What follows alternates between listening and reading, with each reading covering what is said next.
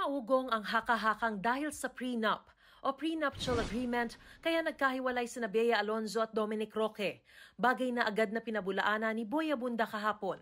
Ang nag-volunteer sa nanay ni Bea na okay ang prenup ay si Dominic. So I don't think it is and it was an issue unless nabago po yung kwento. It was not a problem because it was not an issue, to be fair to Dominic. Ang prenup sa ilang celebrity couple hindi na bago, tulad na lang ng mag-asawang Senador Cheese Escudero at Heart Evangelista. In our case, prenup, which is a complete separation of property, meaning what's hers is hers, what's mine is mine. Depende sa pag-uusap, pero kadalasan pasok sa kontratang ito ang lahat ng ari-arian, negosyo, kita sa trabaho, kahit mga mana, pati na utang ng dalawang panig.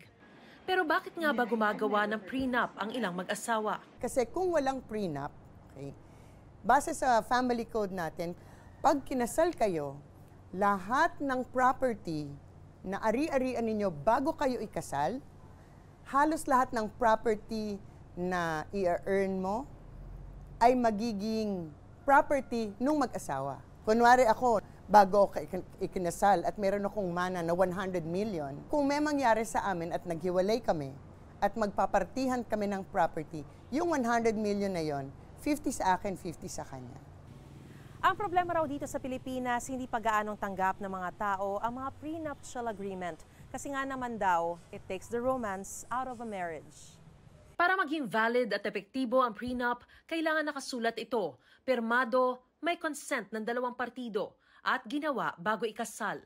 Dapat din ay rehistrado sa civil registry kung saan kinasal at sa property registry kung may ari-ariang nakasaad.